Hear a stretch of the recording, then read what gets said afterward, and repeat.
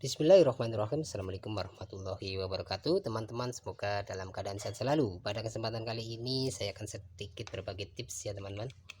Bila teman-teman mengalami drat ini rusak ya teman-teman, karena korosi ya, ataupun tidak mau mengencangi ya ataupun nggak bisa diputar seperti ini, atau keras nggak mau ngedrat ya, nggak mau masuk ke dalam sih, langsung remuk di sini bagian ini ya teman-teman. Teman-teman tinggal beli keran seperti ini ya, merek Honda ataupun merek-merek yang lain. Caranya seperti ini, tinggal dimasukkan. Aduh, ini mancrot ya.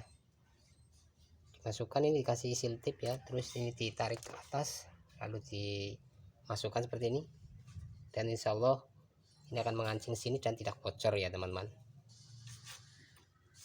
ya. Kita masukkan lagi seperti ini iya, ini insya Allah tidak akan lepas ya. Ini jadi kalau kurang itu kita ikat saja menggunakan tali ya. Bila takut lepas kita ikat seperti ini.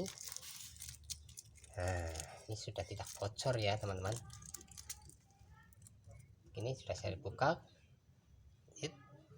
tambahkan tali seperti ini. Ini untuk cara hematnya ya,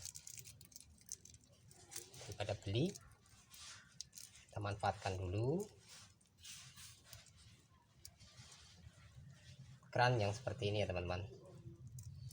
Oke ya, udah kuat ya, ditegakkan ya, ditarik pun tidak akan lepas walaupun tekanannya besar ya. Ini enggak bocor, langsung saja tanpa menggunakan ini ya. Ini yang cowok, ini ceweknya ya, ini Mel dan apa itu ya nggak tahu bahasa Inggris. Oke, mungkin itu saja video singkat ya mengenai apabila ini dratnya rusak ya, nggak bisa digunakan, bisa saja kita colokkan seperti ini, insya Allah udah aman ya teman-teman. Tinggal diikat ya, ikat yang kuat, nggak apa-apa. Ini udah nggak bocor, tadi dikasih ember seperti ini, sekarang sudah tidak bocor lagi.